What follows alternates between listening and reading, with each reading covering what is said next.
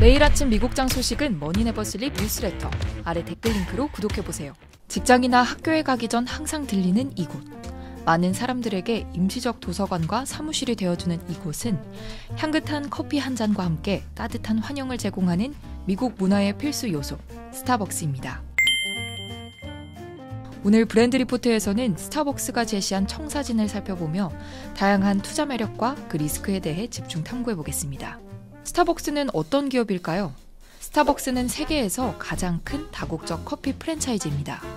1971년 스타벅스 커피 티&스파이스라는 작은 매장에서 출발한 스타벅스는 1987년 지금의 사명으로 바꾼 후 빠르게 성장했습니다. 성장을 이끈 하워드 슐츠는 한때 CEO 자리를 내려놨으나 이후 복귀해 스타벅스의 체질 개선에 앞장섰고 최근 락스만 나라시만이 신임 CEO로 선임됐습니다. 거대한 몸집을 자랑하는 만큼 브랜드 인지도와 시장 영향력 역시 매우 강력합니다. 스타벅스는 지난해 인터브랜드 글로벌 브랜드 가치조사에서 130억 달러의 가치를 인정받아 세계 51위를 차지했습니다. 글로벌 물가 비교에 스타벅스 지수가 활용될 정도니 전 세계적으로 얼마나 널리 알려진 기업인지 짐작할 수 있습니다. 이제 스타벅스의 투자 매력 포인트에 대해 이야기해 볼 건데요.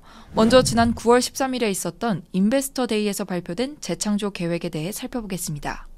스타벅스는 음료 생산 속도 향상과 디지털 주문 분산 기술 도입, 투자 확대 등을 포함한 광범위한 혁신 작업을 통해 수익성을 높일 계획이라고 밝혔습니다. 2025년 회계 연도까지 매년 25억에서 30억 달러를 투자해 새로운 형태의 매장을 구축하겠다는 건데요. 구체적으로 고객에게 더욱 빠르게 음료와 음식을 제공하고 직원 부담을 줄이기 위해 매장 내 자동화 비중을 높일 예정입니다. 또한 기존 북미 매장의 커피 머신과 오븐 등도 신형으로 교체합니다. 이를 통해 음료 제조 과정을 간소화하면 시간을 크게 단축할 수 있는데요.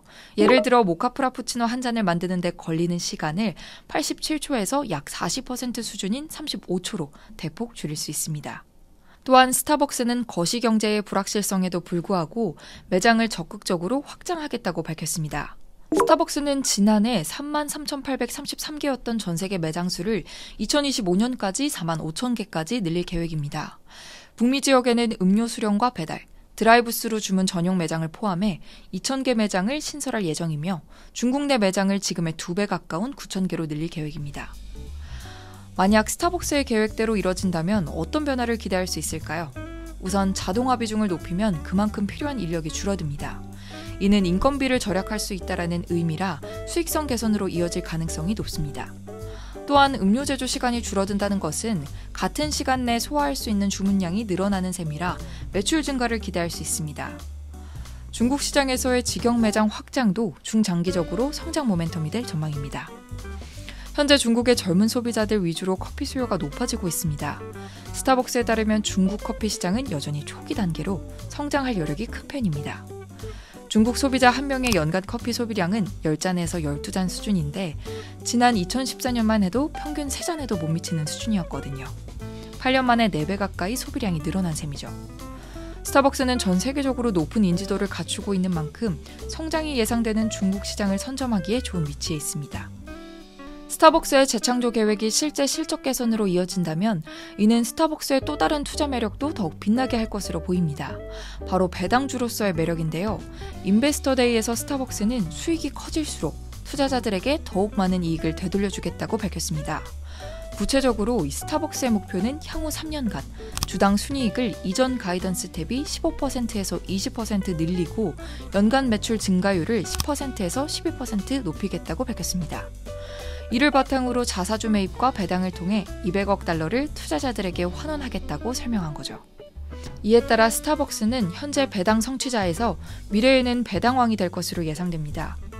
미국은 배당주를 배당왕, 배당귀족, 배당 성취자와 같은 단계별로 나누고 있습니다. 현재 스타벅스는 배당 성취자지만 여러 차례 주주 친화적인 정책을 내놓으며 시장의 신뢰를 얻고 있습니다. 그렇다면 반대로 스타벅스에는 어떤 리스크들이 있을까요? 가장 부각된 것은 노조 리스크입니다. 지난해 말 스타벅스 창립 50년 만에 처음으로 개별 매장의 노조 설립이 이뤄졌습니다. 팬데믹을 거치면서 노동자들의 힘이 강해지고 이에 따라 노조 결성 움직임이 더욱 확산된 거죠. 현재 미국 내에서만 200개 이상의 노조가 설립됐으며 이들은 스타벅스의 근무 여건 개선과 임금 인상 등을 요구하고 있습니다. 스타벅스 역시 노조 결성 시도에 대한 적극적인 대응을 예고했습니다. 스타벅스는 인베스터데이에서 바리스타들을 위한 저축 프로그램과 학자금 대출 혜택을 도입할 것이라고 밝혔었는데요. 노조 활동이 있었던 매장 300여 곳은 지원 대상에서 제외하겠다고 밝혔습니다. 이에 스타벅스 노조원들은 시애틀 본사 앞에서 시위를 벌이며 노조원들의 목소리 반영이 부족했다며 반발했습니다. 노조의 요구가 많아지고 노사 갈등이 커질수록 기업 입장에서는 리스크로 작용합니다. 스타벅스는 이미 $15 수준이었던 시급을 $17로 인상했는데요.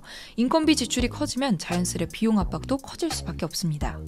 특히 경기 침체 가능성이 커지는 가운데 수익성 개선이 시급한 상황에서는 부담일 수밖에 없습니다.